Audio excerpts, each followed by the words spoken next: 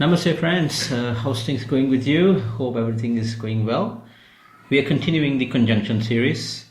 This is a very preferred state planetary position. Okay, it is well known as the Buddha Aditya Yoga, the conjunctions of the Sun and Mercury. All right, I'm not going to dwell into many core principles here, but just to give you an idea, the Sun represents your potent power, the intrinsic quality of who you are, and its function is to present whichever attributes a house has, to show it to that person. Okay, so for example, in this case it's in the third house, so it will illuminate everything with brilliance to whichever graha it is together with. All right, that's what one of the functions of the Sun. The second thing is Mercury. Mercury is about curiosity, okay? That willingness to take that risk, but normally calculated risk. It's very intuitive. It has a strong cognition. It wants to find, new ways, ingenuity. It wants to discover things. The Sun is, showing everything. And Mercury, on the other hand, is willing to learn, right? So you can imagine, once these two grahas get together, all right, it forms a beautiful synergy, all right? And it goes without a shadow of doubt that people who have Buddha Aditya Yoga, they excel in life, okay? One has to remember the caveat, which I always keep saying again and again. Buddha Aditya, or any grahas, it's always depending on the personal strength, some rules that you need to follow, the rishtis, the avastas. There's just so many things that one has to look before coming into a conclusion. All right, there's also something where you need to look it from a very spiritual aspect besides the technical views. Spirituality also comes into play when it comes to Vedic astrology. Remember, Vedic astrology is part of the Vedas. Remember, it's a Vedanga. Okay. Now the third house. The third house is the house that shows one's propensity to connect to the external world. The realm of the unknown. Okay, the uncharted places, the places that you think that is new to you. Okay. It shows how much capacity do we have to withstand new experiences in life, new knowledge in life. Okay, which is why the third house is the first house of karma.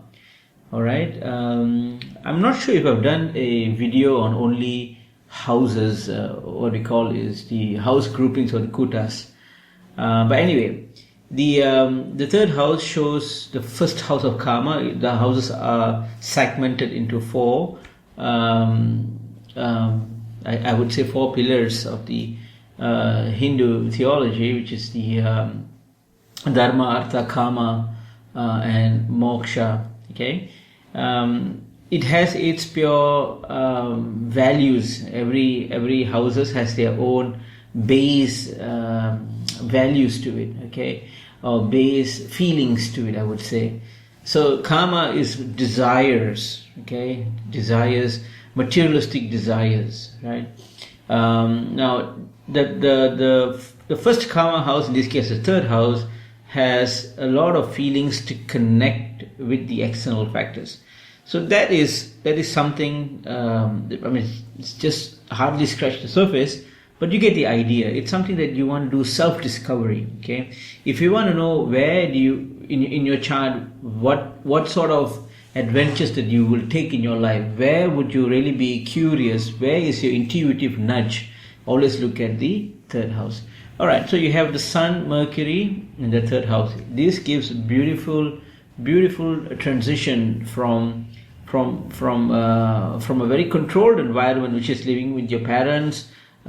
People telling you what to do, and finally you've got your identity.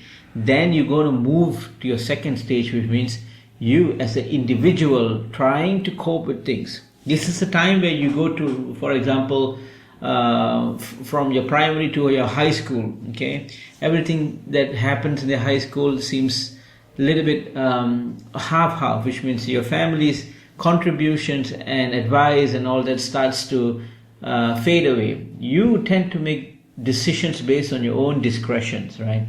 And that self-discovery is beautifully presented when you have the Sun and Mercury. So not only in high school, whichever endeavor, whichever things that you start in your life, even for example, if you're within the scopes of having a new business, okay, you're running current business and you wanted to do something new right now, and you have that Buddha Aditya in the third house. Of course, it has to meet certain criteria, but assuming that everything is nice and welcoming, then there is a very strong prospect that you will make it. You'll make it big in the new endeavor that you step foot. But of course, you need to see what sort of dasa you're in and all that. Now, the Sun and Mercury in the third house also gives a person a lot of amiability. People are they are very passionate about people, okay, because of their sense of intuition, because their sense of curiosity, and this intuition and curiosity is controlled by the Sun, okay, in a very controlled manner. So they adapt to situations very diplomatically. If they're in the office working, they will make sure that they do not cross the border. Okay, they understand hierarchy. They know how to talk to their bosses. They know how to engage with their peers. They understand parameters. Okay, they understand borders. So they grow in a very beautiful way. They find ways. Or rather, their new experience, the discovery of the new experience, goes very beautifully. The other thing is they have this strong cognition, which means before somebody says something, they know exactly this is what he or she is going to try to convey. Okay, they have that strong intuition within them. The Buddha Aditya is known for that, right? Some of other things is they have a very youthful personality. They always shine in radiance. They are always seen as very, very affable. Very affable. People just like to go to them and talk to them. So that makes them very good PR, right? So these people normally shine in the entertainment line, in public relations, in places where you connect to a lot of people, journalisms, the media industry, and all that. These people really shine. Again, it depends on what sort of features that you have in your charts. So Vedic astrology gives us a clue on the good things that we can do, or rather the things that we can take that will be effortless, okay, rather than do something entirely different which is against the principles of Jyotisha and struggle in life. Which is why some people make it big. Some people, with all the talents in their life, they cannot move on. Okay, so I'm going to stop here just to give you a basic understanding on what will happen if you have the Sun and Mercury in the third house. I hope it's been beneficial. If you're new to my channel, do subscribe. And I'll be covering a lot more conjunctions for the next few months. This is what I'm planning to do. I'm not going to do anything else, or at least for the most I'll be doing only conjunctions. And please stay tuned till the next time. Thank you. Namaste.